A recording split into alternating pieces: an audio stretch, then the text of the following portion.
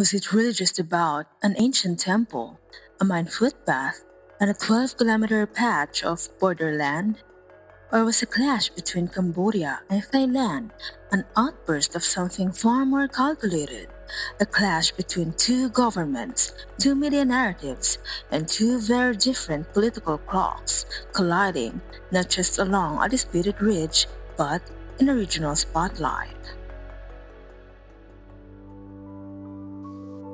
Welcome to the Take Tank, where we don't just echo what's already being said. This isn't just another hot take channel.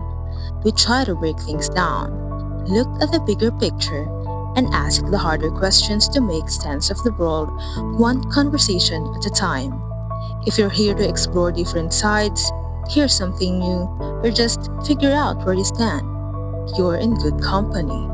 And if you're just a curious cat scrolling through, feel free to stay, watch, disagree, or drop your own take in the comments. We're all about open discourse here. No gatekeeping, no echo chambers. Today, we'll delve into the recent escalation between Cambodia and Thailand since July 2025. But before we dive in, here's where things stand as of this recording.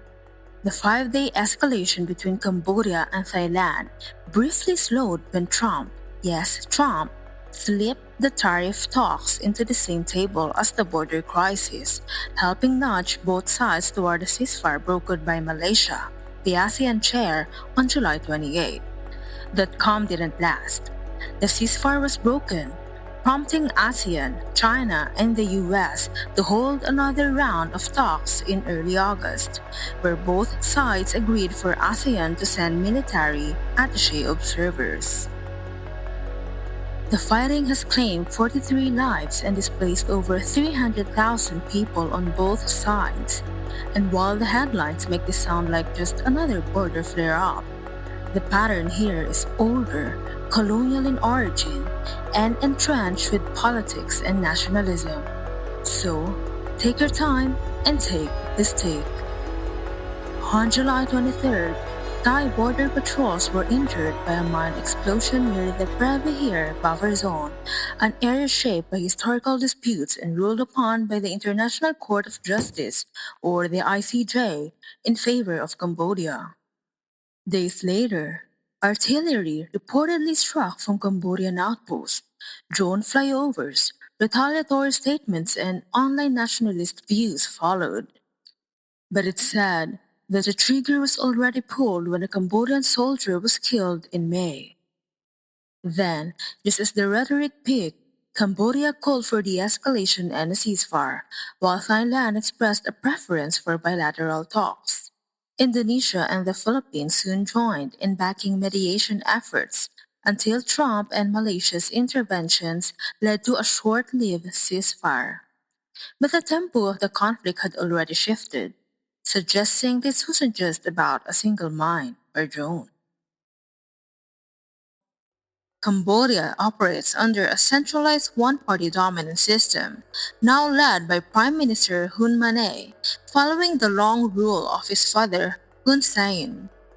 Thailand, by contrast, functions as a constitutional monarchy with a history of military coups.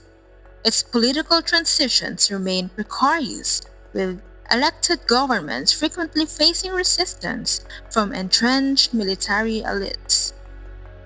These political systems shape how the recent events unfolded.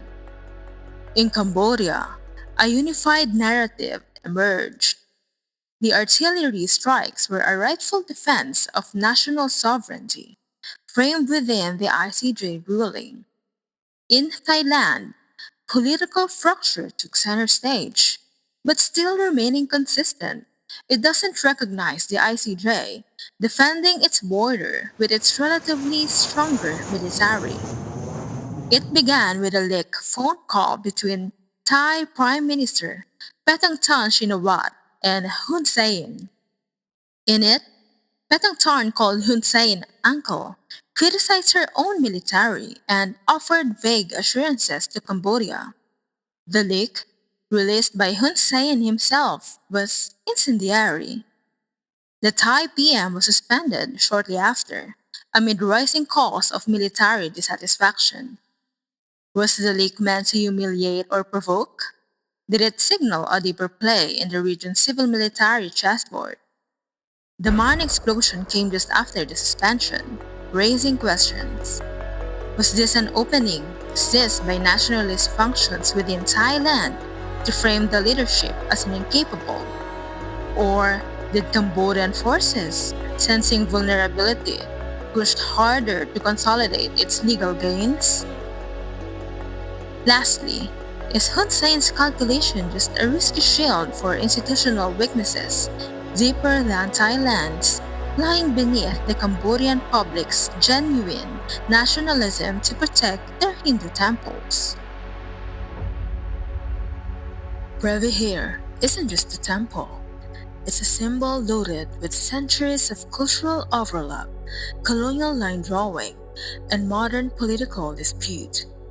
The temple itself is over 1,000 years old, built during the height of the Khmer Empire, whose reach once extended across what's now Cambodia, Thailand, Laos, and Vietnam. But while Preah Vihear's architecture is unmistakably Khmer, its location atop the Dangrek Mountains, on a ridge that faces Cambodian plains but is more geographically accessible from Thailand's eastern region, means both countries develop emotional and historical claims over it. This was common in ancient Southeast Asia. Empires overlapped, borders shifted, cultures borrowed and fused, just as Thai and Cambodian epics tell parallel versions of the Ramayana.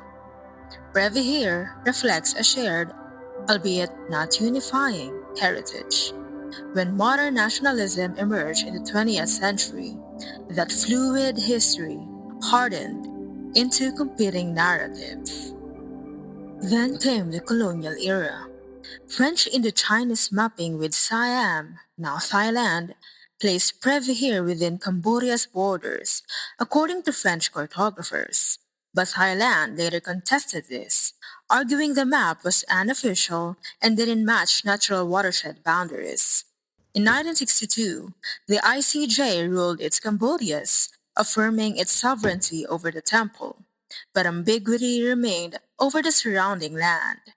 In 2011 and 2013, the ICJ reiterated that Cambodia held rights not only to the temple itself, but also to its immediate environs.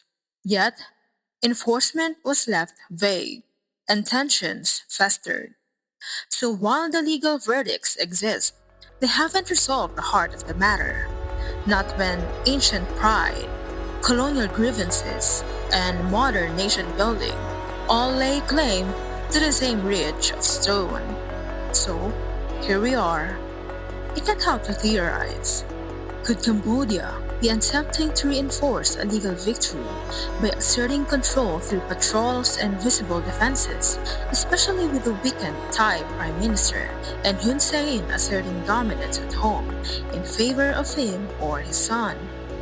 Are Thai factions using the ambiguity to test Cambodia's resolve with drone incursions and patrols under the guise of sovereignty? Perhaps the conservative military opposition is leveraging a weakened Shinawat leadership and rising nationalism to justify a return to power. Thailand's political atmosphere, already unstable after the suspension of its prime minister, became fertile ground for military influence. Nationalist rhetoric surged online and in the streets. After all, the portrayal of Cambodia as an enemy served both nationalist sentiment and internal political leverage. Meanwhile, Cambodia's more centralized leadership may have seen an opportunity too. A strong response could boost Prime Minister Sun Mane's standing at home, or technically his father's continued influence, and a firm military readiness despite a relatively weaker armed forces. Strategically, both sides are walking tightropes. Cambodia may appear tactically assured, defending ICJ awarded territory, responding to perceived provocations, and quickly calling for a ceasefire to gain diplomatic points. But this could backfire if regional or international voices start seeing Cambodia as the one escalating unnecessarily. That's because Thailand, despite domestic instability, has more influence in regional media. Cambodian moves framed as aggressive, whether reactive or calculated, remain difficult to verify, as both sides continue to point fingers at each other. Thai nationalists online are gaining traction, shaping perceptions that Thailand is merely defending itself. Meanwhile, Cambodians are shown victimized as videos circulating online show Khmer migrant workers in Thailand being harassed by Thai people. There are several elements to look at.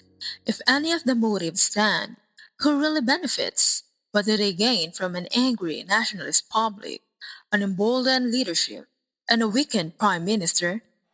Both governments could be weaponizing nationalism. Let's not forget the allegations of Chinese links com hubs operating in Cambodia. Wait, isn't this just about Hindu temples? What do Chinese com operations have to do with this? Regional analysts believe that the leak phone call was Hun Sen's revenge on the Shinawat for their crackdown on scam compounds, further noting he could expose more dirt about the Thai leadership. Their families used to be friends, but now appear to have fallen out.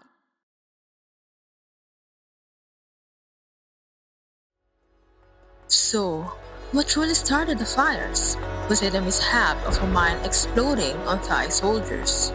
A drone flight wary of Cambodia's encroachment? Or a leaked phone call escalating a war that had always been ready to fire away?